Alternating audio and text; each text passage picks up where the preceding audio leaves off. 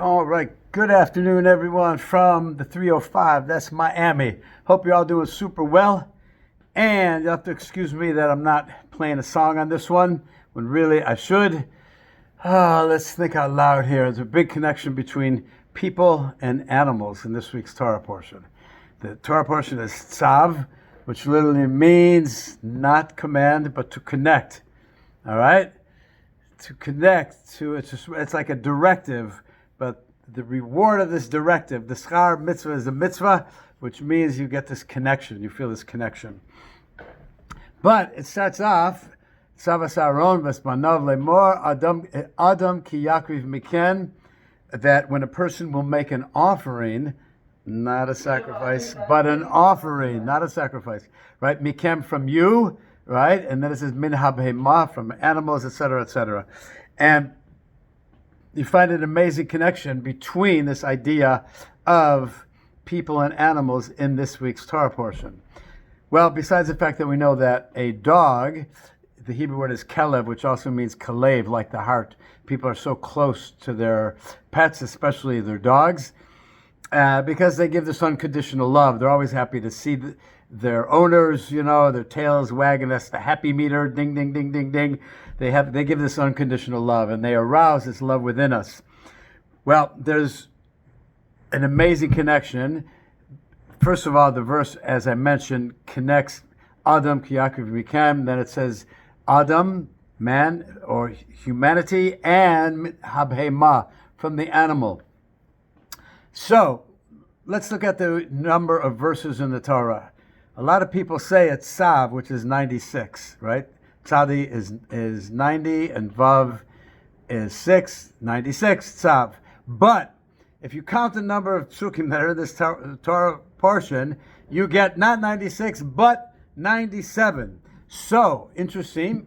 It's expressed also, we also find in this week's Torah portion, there's a small letter mem, which is really interesting. Usually all the letters are the same size. Sometimes you have a letter or two that's larger, sometimes smaller. In this week's Torah portion, the mem of the word mokdah is a small letter.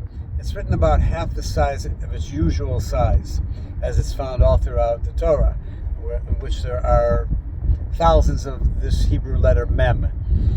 And I think the idea of mem is also the idea of change. How is that? Because we find mem equals 40, and we find that there's so many references to the number 40 throughout the Torah, right? There's so many. Like, for example, I think the first one is that it rained for 40 days during the flood of Noah. And Moses goes up on Mount Sinai the first time for 40 days, the second time for 40 days, the third time for 40 days. Actually went up Har Sinai, Mount Sinai for 3 times, each one for 40 days. So each idea is this idea of change. The flood brought change to the world and change to people's behaviors, and the idea of going up on Har Sinai brought also significant changes on a lot of different levels. We also know that the spies that were sent in, that Moshe sent in to check out the land of Israel before they would go in to actually move into the land to live there. And how long did that take? 40 days, right? The Jews wandering through the desert 40 years. And each time was this idea of significant change, making change for the better on a lot of different levels. So I think that's a huge message of this week's Torah portion.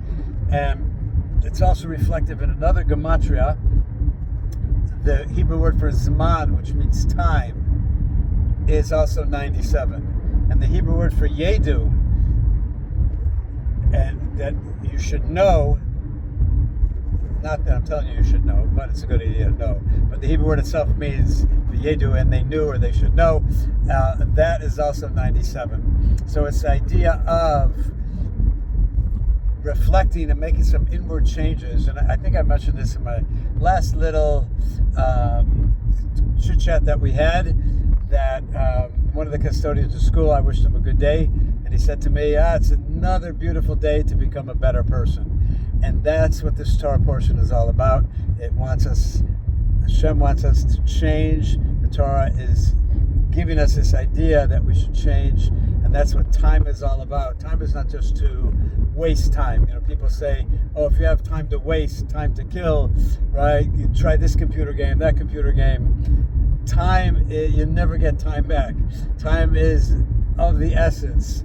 So if we take time seriously and utilize it in a good way and in a proper way, we elevate ourselves and the world around us. Peace out, everybody. Have a wonderful Shabbat Shalom, a great weekend, and let's reflect and make some interchanges and really become better people, and thus making the world a better place. And the world will be a better place for you and me.